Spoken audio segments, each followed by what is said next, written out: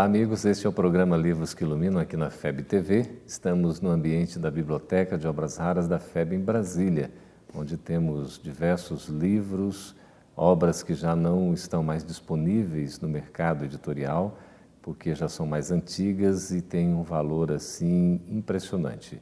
Um ambiente histórico que certamente tem muita presença espiritual para a pesquisa, para o estudo e para que a gente possa cada vez mais valorizar exatamente o conteúdo da doutrina espírita e desses assuntos que nos fazem bem, como são os livros que iluminam. Estamos aqui com a presença de Geraldo Kemme e também de Mairi Knupp. Agradecemos a presença de vocês uma vez mais. Nós é que agradecemos. E sejam sempre bem-vindos, assim também como vocês que nos acompanham. Queremos, de início nesse programa, deixar uma mensagem de esperança. Estamos vivendo momentos difíceis, momentos de transição, momentos em que os nossos valores são colocados à prova e é preciso a gente ter confiança, esperança e, mais do que isso, que a nossa fé se transforme em verdadeira certeza. Por isso, nós estamos comentando o Evangelho segundo o Espiritismo, que é um livro que integra o Pentateuco kardeciano, uma obra que traz os ensinos morais do Cristo e as suas explicações à luz da doutrina espírita. Nós temos sempre assuntos, Mairi e Geraldo, oportunos, atuais, e a gente vê aqui exatamente num capítulo que trata do advento do Espírito de verdade, que é sempre uma dúvida que a gente tem. Advento é o surgimento, ou a aparição, a renovação, ele volta. O Espírito de verdade. Quem é, Geraldo?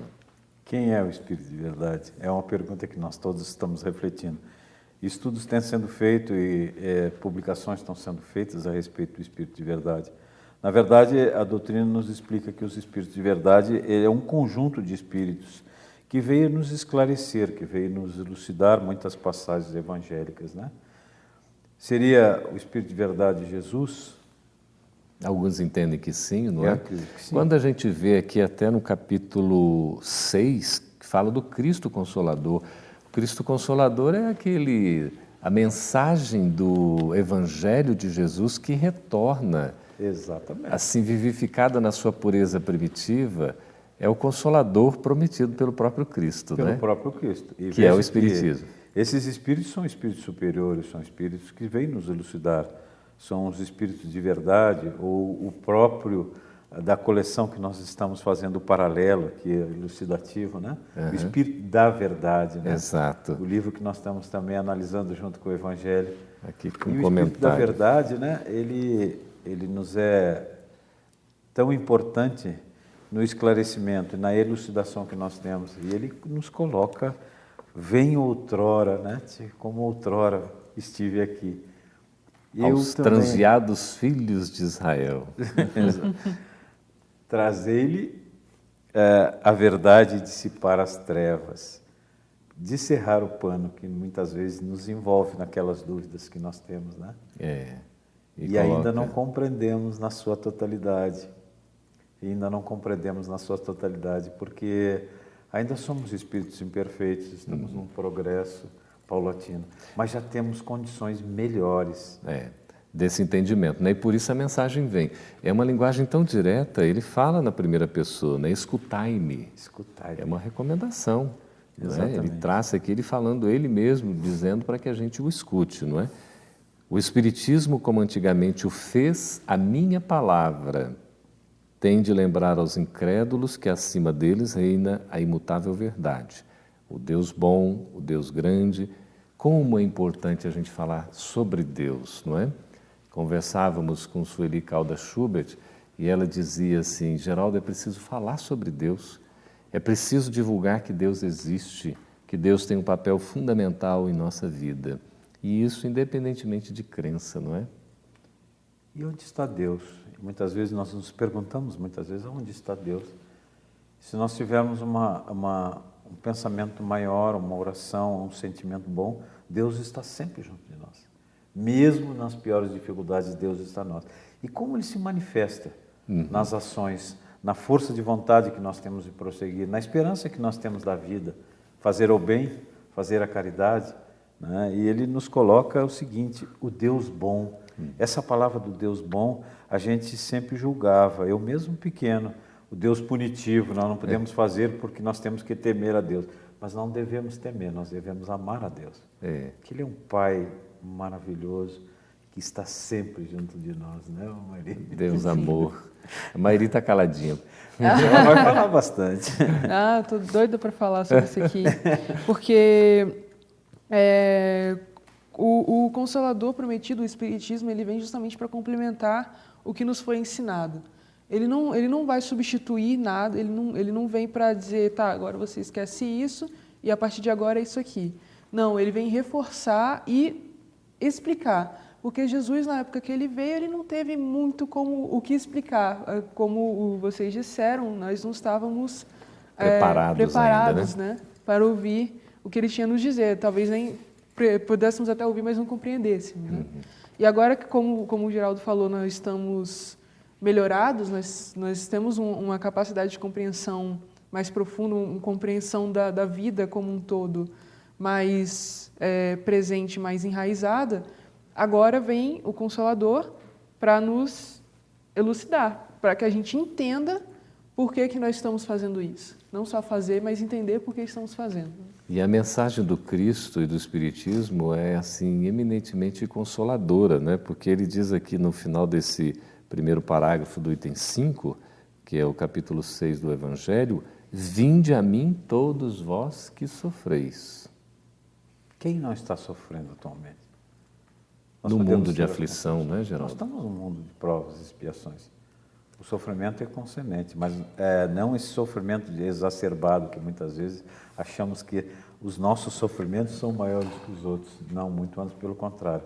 E ele nos esclarece, vinde a mim todos que sofreis. Se nós tivermos a compreensão do sofrimento e não sentir o sofrimento, mas sim entendê-lo, nós estamos dando um passo muito grande, tirando o véu, esclarecendo o que o Espírito de verdade quer nos dizer. Né? E o Espiritismo, Mairi, ajuda a gente a entender o sofrimento? Sim. Como ele vem explicar as coisas, ele explica o porquê do sofrimento. E ele nos ensina a evitar o sofrimento.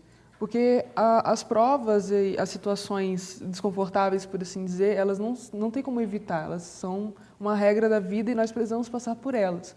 Mas o sofrimento é uma escolha, o sofrimento ele vem do entendimento da situação, do não entendimento da situação. Uma vez que você entende o que está acontecendo com você, você sabe, você tem uma ideia de quanto tempo aquilo vai durar, você sabe o que você tem que fazer e o sofrimento ele já não existe, é só uma chateação ou um estresse temporário. Aí entra esse ponto de vista, né, numa visão mais espiritual, espiritualista, que é fundamental, não é? Como está aqui no próprio Evangelho segundo o Espiritismo, quando trata até mesmo da questão do capítulo 2º, né, fala da vida futura, e aí vem o ponto de vista, a compreensão que a gente tem da realidade espiritual muda completamente a nossa postura diante da existência atual. Porque às vezes o sofrimento poderia parecer o fim do mundo, né? E às vezes a gente faz uma tempestade num copo d'água.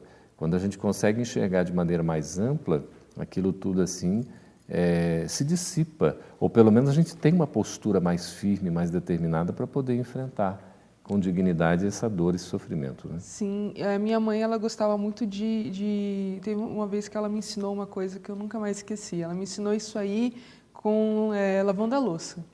Que ela falou, Mairi vai lavar a louça. Eu devia ter uns 12 anos. Eu não queria lavar a louça de jeito nenhum, porque eu achava que era uma coisa maçante, que eu não merecia isso, que isso é exploração infantil.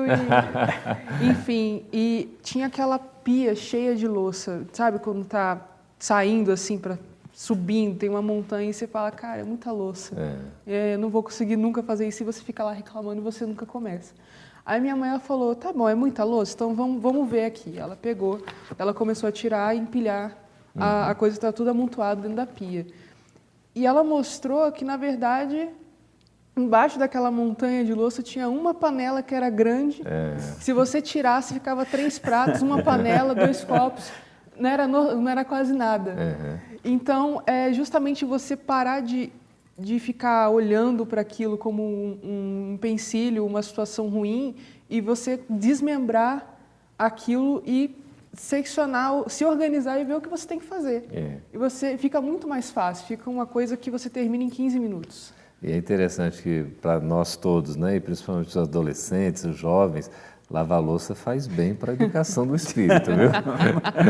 É uma coisa que nos ajuda aí na educação, na nossa disciplina. Além do que, a gente tem que compartilhar as responsabilidades, porque a gente, né, todo mundo come, né? Mas e na hora, quem é que organiza, quem é que prepara? Emmanuel tem um texto belíssimo que a gente tem que agradecer à natureza, porque até o pão que a gente se alimenta tem toda uma trajetória para chegar no pão, não é? Desde a semente que é plantada, não é isso? Aí a gente tem o trigo, tem a colheita, tem toda a preparação, depois tem o padeiro que vai, né? É coisa maravilhosa, a gente tem que agradecer muito, tem que ter essa visão da colaboração. Mas aqui nesse item 5 do capítulo 6 do Evangelho, tem aquela célebre frase, não é? Que é espíritas amai-vos, este o primeiro ensinamento, instruí-vos, este o segundo. Talvez esse seja um fundamento muito importante que nós devemos. E eu digo não só os espíritos, os cristãos de modo geral. Porque ele nos coloca o Espírito de verdade, então realmente sempre acreditei que essas foram palavras de Jesus Cristo realmente. Amai-vos primeiro. Se nós conseguirmos nos amar, nós vamos conseguir entender não só as mazelas nossas, mas a do próximo. E depois nos instruirmos para poder compreender. E é essa compreensão que nós temos. Da onde viemos? Por que aqui estamos? Para onde vamos? Vamos saber essas respostas, Geraldo, daqui a pouquinho, logo após o nosso intervalo. A gente volta daqui a pouco. Fique conosco.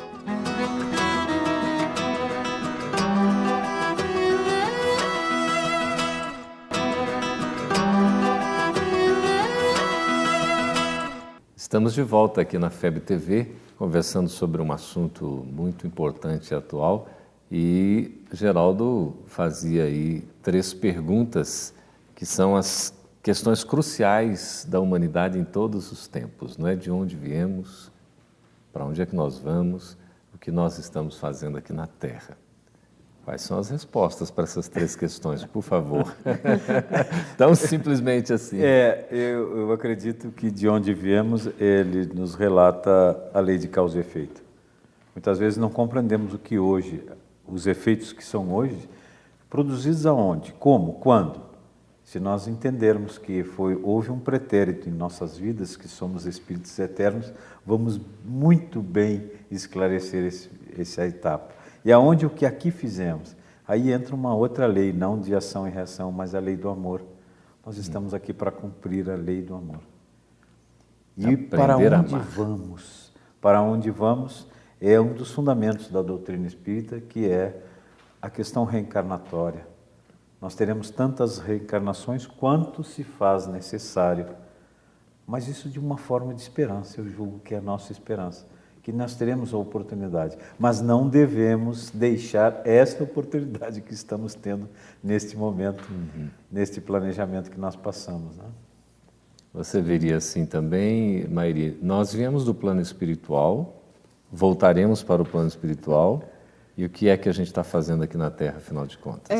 Na verdade, essa questão plano espiritual, plano material, é muito menor do que realmente é, né? Porque nós viemos de Deus, nós fomos criados por Ele e foge à nossa compreensão o nosso verdadeiro papel na criação dele, né? Mas o que nós sabemos até agora é que nós estamos aqui para evoluir, para ajudar o próximo a evoluir o planeta, ou seja, evoluir, melhorar. É isso que nós temos que fazer. E no futuro, tudo que nos é dito pelos espíritos, quando se faz essa pergunta, o que a gente vai fazer depois de evoluir? Aí você vai ajudar os outros a evoluírem também. E continua evoluindo. E o trabalho é incessante. O trabalho é incessante. O Pai trabalha até hoje e eu também, sim, disse Jesus. E aí você pergunta, o que é evoluir? É você se melhorar. Tá, mas e quando é que você para de se melhorar? É aí que está a grandeza das coisas, né? Nunca, né? Porque se a gente pode tomar, o livro dos Espíritos coloca que a evolução é quase infinita. Quer dizer, ela praticamente não cessa nunca. Em termos do instruí-vos, como está aí, né? Amai-vos, instruí-vos, o amor acho que vai abrangendo tudo. Mas a instrução é sempre uma descoberta que a gente vai tendo. Sim. E sempre a gente tem algo novo para aprender. E a capacidade de amar assim vai abrangendo tudo que a gente vai aprendendo de novo. E nesse suceder aí as duas asas do espírito, né, que é a questão do amor, do sentimento, aí somado com a inteligência, a razão, a gente equilibrando isso, nós vamos alçar voos aí rumo ao infinito. Né? Mas olha, o primeiro capítulo, que é realmente da gente se encantar, aqui do livro O Espírito da Verdade, que é a obra que faz comentários sobre itens, né, passagens do Evangelho segundo o Espiritismo. É uma obra que foi ditada por diversos espíritos aos médiuns Chico Xavier e Valdo Vieira. E o primeiro capítulo, que é o que a gente vai também tratar aqui nesse bloco, é do espírito Bezerra de Menezes, quer dizer, de uma autoridade moral admirável. E o tema Problemas do Mundo, quando ele faz exatamente o comentário sobre aquele trecho do Evangelho que a gente estava aqui dissertando. Do Cristo Consolador, o advento do Espírito de Verdade, né? Exatamente. Como é que é essa questão dos problemas do mundo? Acho a lição tão linda que a gente poderia dar uma corrida de olhos aqui, tornando ela conhecida para os nossos amigos que nos acompanham, para depois possam fazer a leitura do próprio livro, que vale a pena, não é? Mairi, você pode começar, por favor? O mundo está repleto de ouro. Ouro no solo, ouro no mar, ouro nos cofres. Mas o ouro não resolve o problema da miséria. O mundo está repleto de espaço. Espaço nos continentes, espaço nas cidades, espaço nos campos. Mas o espaço não resolve o problema da cobiça. O mundo está repleto de cultura. Cultura no ensino, cultura na técnica, cultura na opinião. Mas a cultura da inteligência não resolve o problema do egoísmo. O mundo está repleto de teorias. Teoria na ciência, teorias nas escolas filosóficas, teorias nas religiões. Mas as teorias não resolvem o problema do desespero. O mundo está repleto de organizações. Organizações administrativas, organizações econômicas, organizações sociais. Mas as organizações não resolvem o problema do crime. Nossa, que coisa! Eu acho que aí é a questão do amai-vos e instruí-vos. Talvez nós estamos nos instruindo ou estamos com apegos excessivos à questão de materialidade e à questão dos acontecimentos. Veja bem, os problemas do mundo, eu acredito que sempre existiram. Talvez as informações atualmente nos cheguem muito mais rápido, isso é correto pelo avanço tecnológico. Sim. Mas os problemas sempre existiram. Mas há atualmente um pouco de desesperança nas pessoas pelos acontecimentos contínuos. Eles nos chegam em maior massa. De todos os lugares do mundo nos chegam as informações. Antigamente demoravam, então, digamos assim, era mais sistemático, né? Aos poucos. Atualmente eles nos chegam muito grande. Quase em tempo real, né? E esses problemas do mundo, eles são atemporais. Eles são atemporais. E veja que nós estamos ainda num mundo, já quase num mundo de regeneração. Como diz, já estamos com os pés no mundo de regeneração. Mais e esses ainda. problemas estando vendo. Seria exatamente, Geraldo, essa fase da transição que a gente vive, que acaba evidenciando toda essa crise, esses embates que a gente está enfrentando, crises éticas, morais. Nós temos problemas nas gestões públicas, privadas, uma questão do comportamento íntimo que parece assim abalar verdadeiramente representantes do povo que deveriam ser o exemplo. De repente a gente está vendo comportamentos e aí a gente se questiona, não é? Afinal de contas, o mundo está piorando? Não acredito. O mundo está melhorando. Porque agora os problemas estão aqui, nós temos que resolvê-los. Nós temos as soluções, nós temos que resolver. E como é que nós temos que resolver isso? Então, os problemas já não são colocados de lado. Vamos deixar para depois. Não, eles estão sendo colocados para nós, porque nós temos nessa transição que nós estamos nesse mundo, nós temos que resolvê-los. E ele coloca, na primeira fase, amai-vos. Quando nós largarmos o egoísmo, que é a grande chaga, os apegos materiais, as coisas que as organizações, isto é, fazermos com que aquela ação que nós estamos fazendo, fazer a pergunta, eu estou prejudicando alguém? Eu estou fazendo mal ao meu próximo? Eu estou fazendo mal a mim mesmo? Eu estou causando algum problema? Então, nós não poderemos mais. Eu acho que os problemas estão sendo colocados nessa gama grande, porque nós não podemos mais deixar de lado. Nós temos que resolvê-lo. Temos que enfrentar. Não tenha dúvida. Eu acho que você tocou num ponto muito importante, que é justamente que os nossos problemas, eles são principalmente das pessoas, né? Como o Bezerra colocou aqui, o mundo, ele tem tudo para todo mundo. Já tem vários cientistas que fizeram contas que mostraram que, se for bem administrado os bens do planeta, todo mundo tem uma vida boa. Não precisaria ninguém passar fome. Exatamente. E o problema justamente é o que você falou, a gestão, quem administra, quem está no comando e quem coloca essas pessoas no comando. Então, o problema é das pessoas, é o egoísmo, é o orgulho, cada um querendo tirar o seu e ninguém dando para todo mundo. Né? Que é muito interessante, porque Emmanuel aqui na lição, né, ele fala do ouro, mas o ouro não resolve o problema da miséria. Ele fala do espaço, mas o espaço não resolve o problema da cobiça. Fala da cultura, mas a cultura não resolve o problema do egoísmo. E esse aspecto é um aspecto importante. Nos diz um grande escritor que a cultura não é para fazermos intelectos, é para fazermos homens de bem.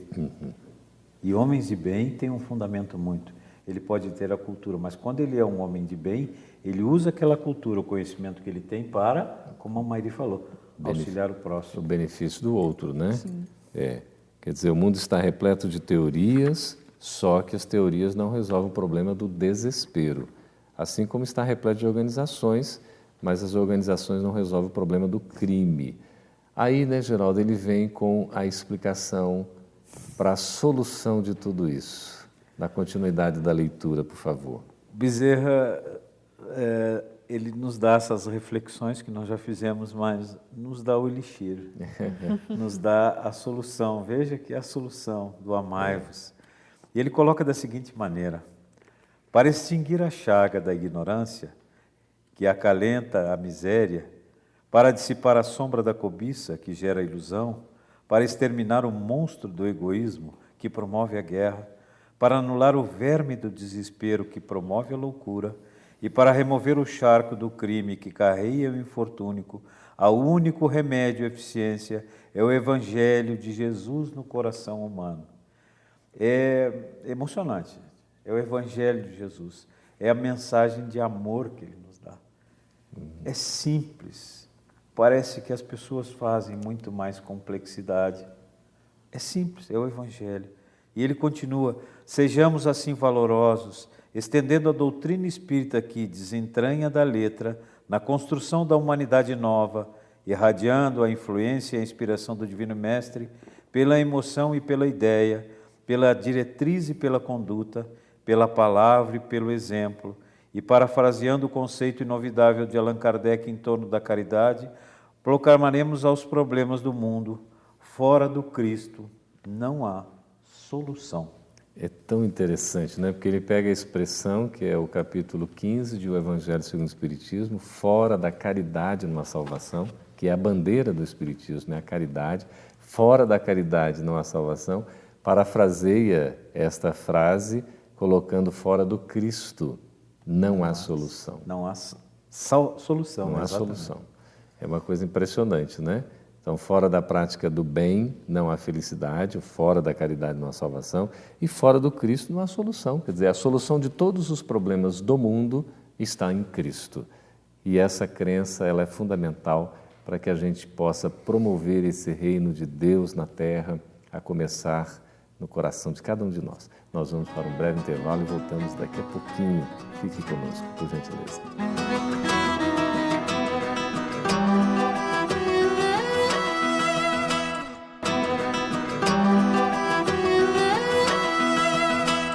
Estamos de volta com o programa Livros que Iluminam aqui na FEB TV, conversando com Geraldo e Mairi e contando com a sua presença sempre bem-vinda no programa Livros que Iluminam.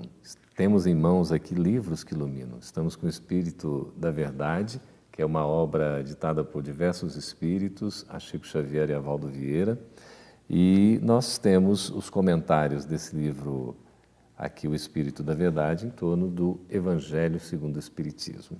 Nós vamos ver 2 itens do Evangelho, o que nos toca profundamente, aliás, é o item 9 do capítulo 18, e aqui a orientação do Em Plena Era Nova, do livro O Espírito da Verdade.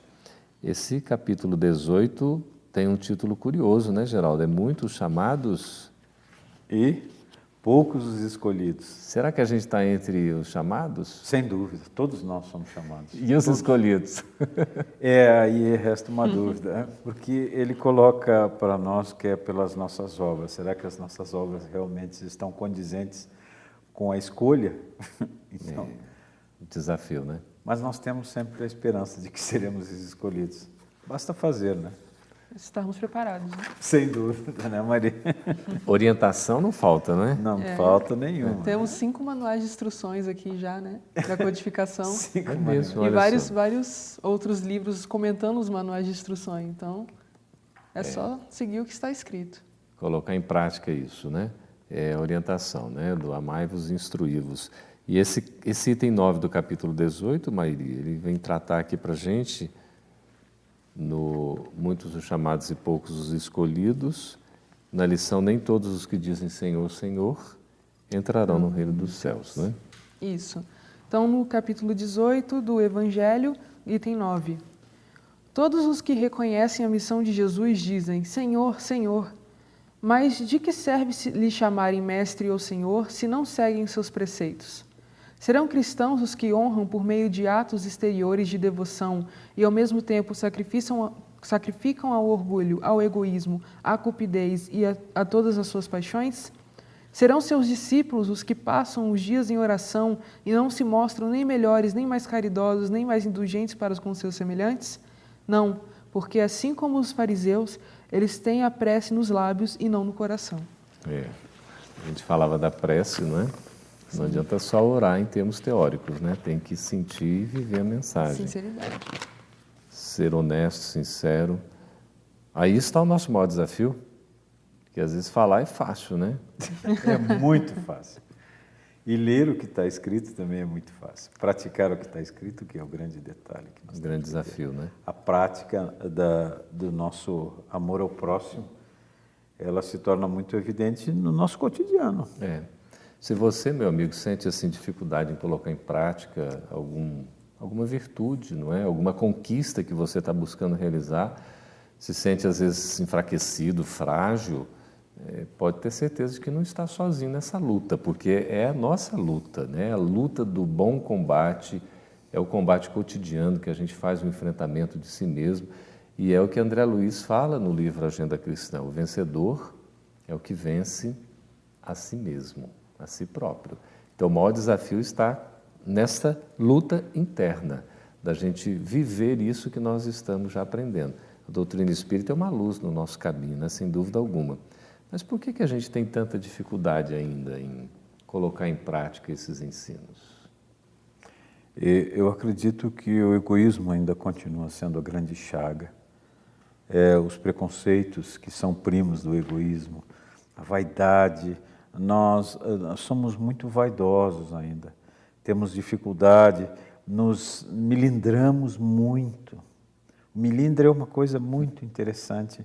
Muitas vezes as pessoas dizem algo mais áspero para nós e nós nos milindramos, nos recolhemos. Às vezes não ofendemos a pessoa, mas ficamos milindrados. Mas a ação é a mesma, porque nós estamos irradiando aquilo pelo pensamento. Então é importante que se faça essa reflexão, né? A gente não ofende o outro, mas se sente ofendido. Se sente né? ofendido. Que não deixa de ser também um certo, digamos assim, sintoma, né, ou característica de inferioridade, não é? Porque aquilo ainda nos toca e a gente vai no pior, né? Sim. Que é se sentir ofendido, magoado, ferido. O ideal é que aquilo não nos afetasse tanto, né? Mas, e nos sentindo assim, a gente tem que trabalhar isso para superar, não é? Sim. Aqui no último parágrafo desse item 9, ainda no Evangelho segundo o Espiritismo, né? Tem um trecho muito significativo que eu vi aqui na página 244, Mairi. As palavras de Jesus são eternas. Porque são a verdade. Porque são a verdade. Não tem como. Nós já falamos sobre isso também. A verdade, ela nunca está desatualizada. Ela é atemporal. Porque a verdade é uma só. Não existe várias verdades, não existe vários modos de fazer a coisa certa. Né? Só existe uma forma de fazer as coisas certas. E é interessante que a verdade ela é absoluta, né? O nosso entendimento que é relativo. Né? Sim.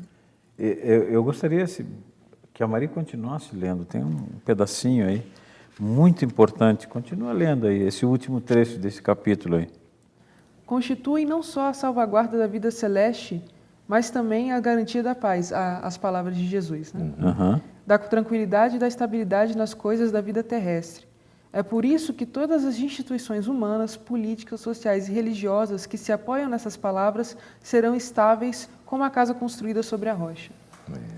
Gente, olha, veja bem que ele coloca aqui, a salvaguarda da vida celeste e a vida terrena que nós estamos vendo. Então, todas as instituições estarão eivadas desta questão de progresso, de continuarmos em frente, né? Então, a paz, ela vai reinar, o amor entre todos nós vai reinar. E isso é uma grande esperança. Eu tenho a certeza, eu já não tenho mais dúvida, eu tenho a certeza que nós vamos atingir isso aqui. Ai, que maravilha. E vem Eurípides Bassanufo, que a gente está sempre muito bem acompanhado, né? É uma dádiva, é um presente para nós, é uma grande oportunidade. Aqui, nesse maravilhoso livro, O Espírito da Verdade, são diversos espíritos, e a mensagem aqui é de Eurípides Bassanufo, pela psicografia de Chico Ivaldo, quando fala em plena era nova, tomando exatamente o item do Evangelho que a gente estava comentando, em plena era nova. Como é que é isso? Nós estamos numa era nova, numa nova era? Sim. Eu adoro falar sobre esse assunto porque é um assunto que está permeando muito mais frequentemente agora as nossas reuniões nos centros espíritas, né? Principalmente entre os jovens. Todo mundo quer saber que história é essa de regeneração, de mundo de transição, porque é uma grande responsabilidade, né? Como nós já falamos aqui, nós temos que ajudar o outro a evoluir, mas também temos que ajudar o planeta a evoluir. Sim. E isso está relacionado, nós todos temos que mudar nosso modo de viver. Como o Geraldo também já colocou, os problemas estão transbordando daquele copinho que a gente jogava a eles, porque nós temos que resolvê-los. Chegou a hora de fazer tudo o que estava sendo deixado para depois, porque agora é a hora de se melhorar. Agora tem que mudar de qualquer jeito. O tempo urge, os tempos são chegados. Sim. E a grande responsabilidade desse tempo vai estar sobre quem estiver aqui na Terra quando ele chegar. No caso, já estamos aqui, né? Ele já chegou e já está acontecendo. Então a responsabilidade está toda sobre nós. Bassanufo aqui coloca: há criaturas que deixaram na terra, como único rastro da vida robusta que usufruíram na carne, o mausoléu esquecido num canto ermo de cemitério. Nenhuma lembrança útil, nenhuma reminiscência em base de fraternidade, nenhum ato que lhes recorde atitudes com padrões de fé, nenhum exemplo edificante nos currículos da existência, nenhuma ideia que vencesse a barreira da mediocridade, nenhum gesto de amor que lhes granjeasses sobre o nome, o orvalho da gratidão. Perdeu-se uma oportunidade divina dessa existência. Planejamento reencarnatório, quando nós aqui viemos, nós temos umas missões, algumas expiações e as provas que nós temos que fazer. E quando Eurípides coloca aqui que as criaturas deixam a Terra, o único rastro é o seu corpo físico, nada mais espiritual. Então eu vejo isso aí com uma certa tristeza. Um irmão que passou essa existência sem nada deixar. E quando ele coloca nenhum gesto de amor, não deixou nada, foi efêmero, foi fútil a sua passagem. Perdeu-se essa única e importante oportunidade de estar aqui reencarnado e fazer essas etapas, né? Mas ele alerta, né, Mairia, que o espiritismo a rasgar-nos nas mentes acanhadas, entorpecidas, largos horizontes de ideal superior, impele-nos para frente, rumo aos cimos da perfectibilidade. Sim. Quer dizer, a esperança. Sim, a esperança. E uma hora todo mundo vai evoluir. Não tem como ficar parado, né? Nós temos aí a eternidade para nos melhorar. É muito tempo, né? E ele fala tão bonito aqui, não é, Xará? Não tenha dúvida. Em cada dia, lá mais no final, né? Renasce a luz de uma nova vida. E a morte somente morrem as ilusões. O espírito deve ser conhecido por suas obras. É necessário viver e servir. É necessário viver, meus irmãos, e ser mais do que pó. E quando ele coloca viver e servir, não ser servido. Muitas vezes nós viemos e queremos somente ser servidos. Olha que Dizemos Senhor, Senhor, É. mas não seguimos os seus preceitos. Não fazemos a nossa parte, a gente só pede. Pois né? é. E a grande oportunidade que a gente tem de trabalhar, de ser útil, de fazer o bem ao próximo, entendendo que tudo isso nos dá uma felicidade enorme, não é? Quando a gente é caridoso, quando a gente auxilia o próximo, na verdade, quem está recebendo auxílio, quem está sendo ajudado, somos nós mesmos. Porque essa bandeira da caridade é um instrumento fundamental na nossa vida.